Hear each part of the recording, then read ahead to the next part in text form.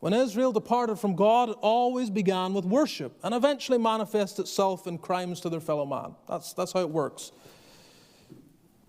They commit crimes against God. No one really sees that, or for the most part, there's not really a cry against it. But eventually it goes on then into crimes against the fellow man. The prophets would point to their second table sins as evidence of their first table sins.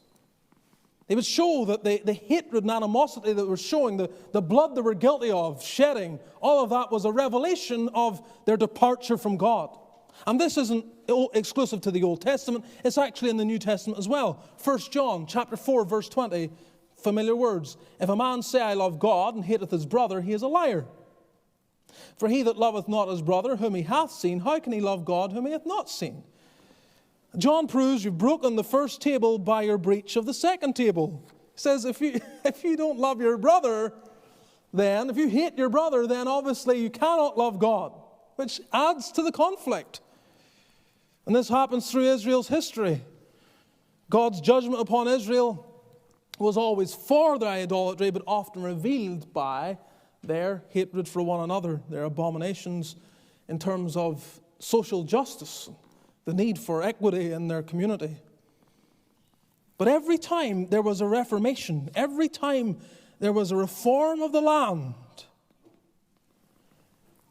it always focused upon worship. It was never about let's order the society by enforcing the laws that are extending out of the second table. It always, let's prioritize the first table again, and then the second table takes care of itself. So it doesn't matter what reforming king you look at, whether it be Asa, 2 Chronicles 15, Jehoshaphat, 2 Chronicles 19, Hezekiah, 2 Chronicles 29, Manasseh, 2 Chronicles 33, Josiah, 2 Chronicles 34. In every reformation, it's always focused on the abominations that are going on in the temple.